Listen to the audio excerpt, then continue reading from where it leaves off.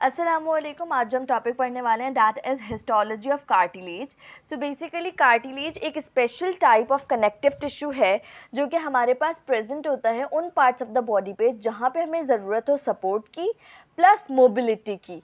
जैसे articular cartilage joints में present होता है तो वहाँ पे वो सपोर्ट भी प्रोवाइड कर रहा होता है, as a wear tear agent भी होता है और साथ ही साथ एज अ शॉक एब्जॉर्बर भी एक्ट कर रहा होता है और मोबिलिटी भी प्रोवाइड कर रहा होता है।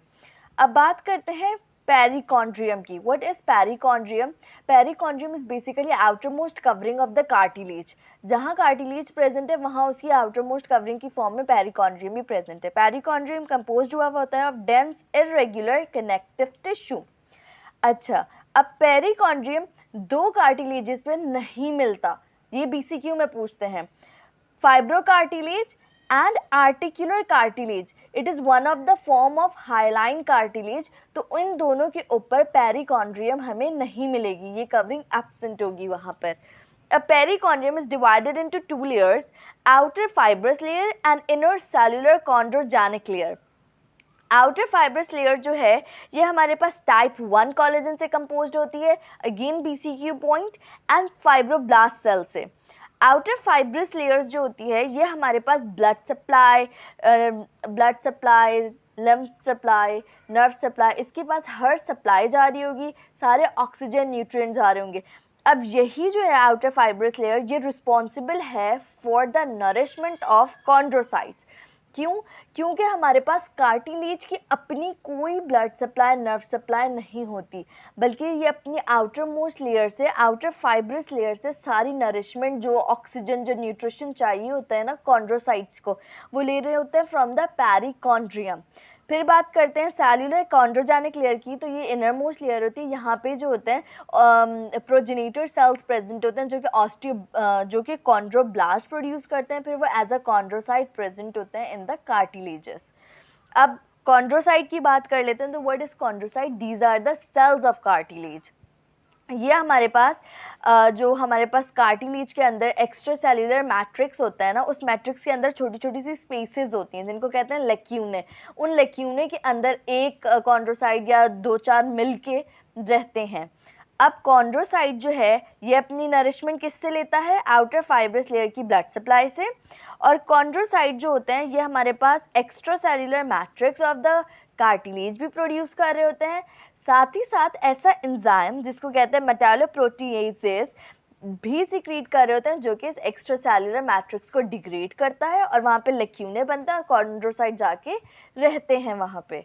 होप सो ये बात समझ आ गई होगी कि एक्स्ट्रा सेल्यूलर मैट्रिक्स भी सिक्रीट करता है और साथ ही उसको डिग्रेड करने वाला एंजाइम मेटालोप्रोटीनेजेस भी सिक्रीट कर रहा होता है। अब बात करते हैं एक्स्ट्रा सेल्यूलर मैट्रिक्स की। तो इट कंसिस्ट ऑफ 4 सब्सटेंसेस और ये सारे मैक्रोमोलिक्यूल सिक्रीट करता है कॉन्ड्रोसाइट। अब इनको अच्छे से याद कर लिएगा। नंबर 1 कोलेजन, जिसमें type 1, type 2 and type 9 collagen आता है।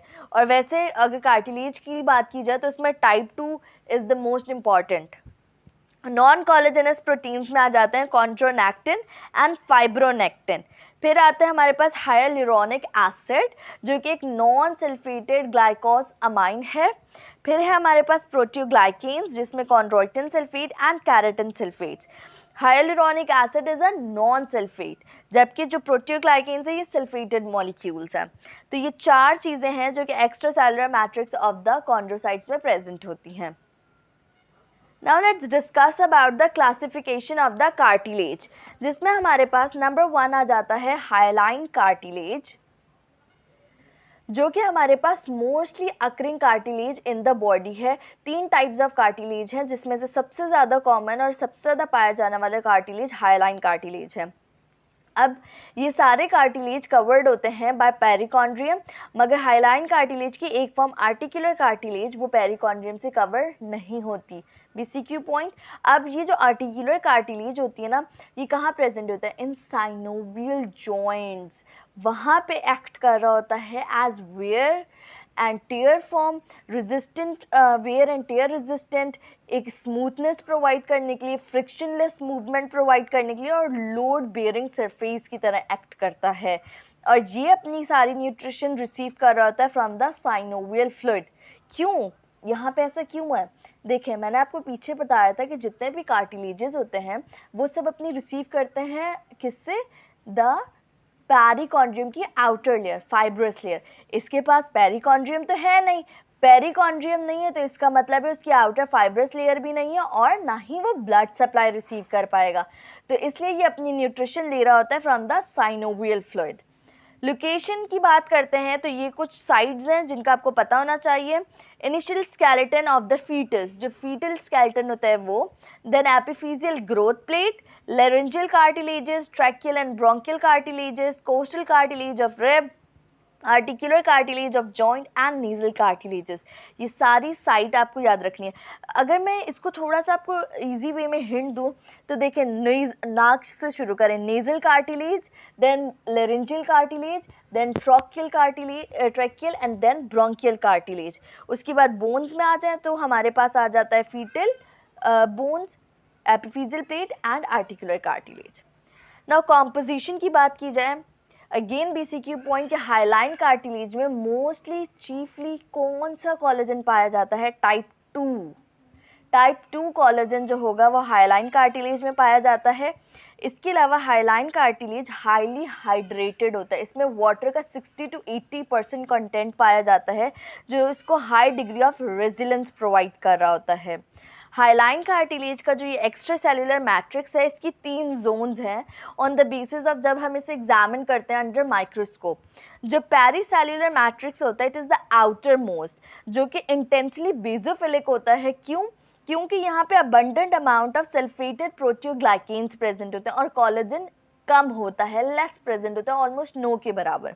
फिर हमारे पास आ जाता है टेरिटोरियल मैट्रिक्स, जो कि इसके अंदर की तरफ प्रेजेंट होगा, जो उससे थोड़ा सा कम बट डी बेसोफिलिक होगा।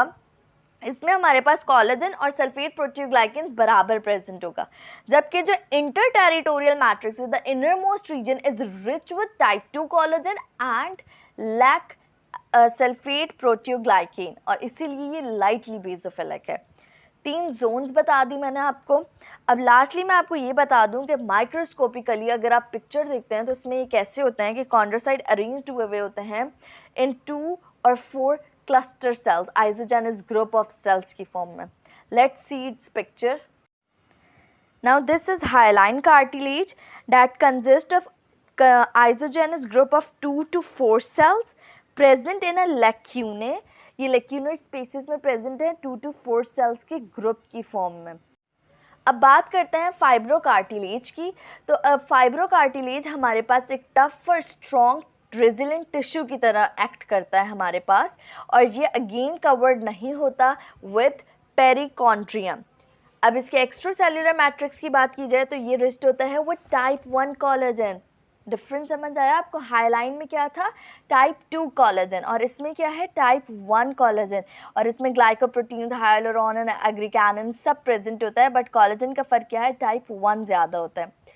फाइब्रोकार्टिलेज से क्या समझ आ रहा है? फाइब्रोब्लास्ट सेल्स भी इसमें बहुत ज़्यादा प्रेजेंट होते हैं, और इसमें जो कॉन्ड्रोसाइट्स होते हैं ना वो ऐसे रॉ में अरेंज्ड हुए होते हैं, और ये एक रॉ जाती है कॉन्ड्रोसाइट सेल की, फिर जाते हैं सारे कोलेजन फाइबर्स टाइप 1, फिर एक रॉ जाएगी, फिर सारा हमारे पास वो कोलेजन फाइबर्स जाएंगे। तो इस तरीके से इनकी अरेंजमेंट होती है।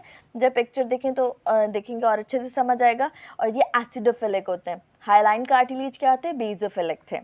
लोकेशन की बात कर लेते हैं तो intervertebral disc, inter articular disc of temporomandibular joint, pubic symphysis, menisci of knee joint, labrum glenoid जो कि शोल्डर जॉइंट में, और लैम्ब्रम एसिडब्यूलर जो कि हिप जॉइंट में मिलते हैं हमें। तो ये सारी 6 इसकी लोकेशंस हैं, और ये सब बीसीक्यू में पूछता है। ये लोकेशंस बहुत इंपॉर्टेंट है। प्यूबिक सिम्फिसिस तो बार बार पूछते हैं, इंटरवर्टिब्रल डिस्क पूछते हैं, तो अच्छे से इनकी लोकेशंस, भले हाइलाइन कार्टिलेज है, भले फाइब्रो या इलास्टिक, सब की लोकेशंस, ये जितने पॉइंट्स हैं these all are based on the OSPE and BCQs most important points. फिर उसके बाद बात करते हैं इलास्टिक कार्टिलेज की। इसमें हमारे पास कि ये हमारे पास मैकेनिकल प्रॉपर्टी रखता है, इसके पास फ्लेक्सिबिलिटी होती है कि अगर इसको रिड्यूस किया जाए तो ये फिर अपनी फॉर्म में आ जाता है, फ्लेक्सिबल कार्टिलेज होता है। अच्छा, अब इलास्टिक कार्टिलेज से हमें पता चलता है, जिस तरह यहाँ पे अपने फाइब्रो कार्टिलेज से कहा था फाइब्रोब्लास्ट प्रेजेंट होंगे ना, यहाँ पे इलास्टिक से हम कहेंगे कि इसमें इलास्टिक फाइबर्स प्रेजेंट होंगे। और यहाँ के जो कॉन्ड्रोसाइट्स होते हैं वो सिक्रीट करते हैं प्रोटीन इलास्टिन, जो कि इसकी इलास्टिसिटी के लिए रिस्पॉन्सिबल है। इलास्टिक फाइबर्स और इलास्टिन प्रोटीन दोनों ही इसको फ्लेक्सिबिलिटी प्रोवाइड कर रहे होते हैं, फ्लेक्सिबल बना रहे होते हैं। इसके अलावा इसमें टाइप 2 कोलेजन पाया जाता है, हाइलुरोनिक एसिड पाया जाता है, ग्लाइकोप्रोटीन्स, कॉन्ड्रोनेक्टिन, फाइब्रोनेक्टिन, सारे जितने भी मैंने आपको एक्स्ट्रासेलुलर मैट्रिक्स के कंपोनेंट बताए थे वो सब पाए जाते हैं। प्लस उसके साथ protein elastin and elastic fibres मिलते हैं। लोकेशन की बात करें तो auricle of external ear and epiglottis of larynx, दोनों की लोकेशन आपको अच्छे से याद होनी चाहिए। And this is elastic cartilage, जिसमें हमारे पास as a group of cells नहीं प्रेजेंट, सिंगल सेल्स प्रेजेंट है, और ये हमारे पास meshwork of elastic fibres present है, जिसकी वजह से ये कितना मैशी अपेयर कर रहा है, बिकॉज इलास्टिन फाइबर्स प्रेजेंट है, और ये सिंगल कॉन्ड्रोसाइट सेल्स प्रेजेंट है। Now at last let me show you the book picture. इसमें देखें, ये है हमारे पास हाइलाइन कार्टिलेज, जिसमें ये आउटर मोस्ट पेरिकॉन्ड्रियम मिल रही है। ये हमारे पास आइसोजेनस ग्रुप ऑफ कॉन्ड्रोसाइट सेल्स मिल रहे हैं। ये हमारे पास लेक्यूनर स्पेसेस में प्रेजेंट है। जबकि ये देखें तो ये हमारे पास क्या है, बिल्कुल स्ट्रेट जा रहे हैं। These are the type 1 collagen fibres, और in the form of raw, ये देख रहे हैं रॉ की फॉर्म में ये कॉन्ड्रोसाइट्स अपीयर हैं। ये आइसोजेनस ग्रुप थे, ये रॉ में जा रहे हैं, और उनके साथ साथ ये रन कर रहा है टाइप 1 कोलेजन। और इसमें कोई पेरिकॉन्ड्रियम आपको नज़र आ रही है? नहीं है। Now let discuss about elastic cartilage. तो ये देखें, आउटर मोस्ट साइड पे पेरिकॉन्ड्रियम प्रेजेंट है, मैशवर्क ऑफ इलास्टिन फाइबर्स मिल रहा है हमें, और उनके बीच में हमारे पास क्या प्रेजेंट है, कॉन्ड्रोसाइट्स। तो these are 3 types of cartilages.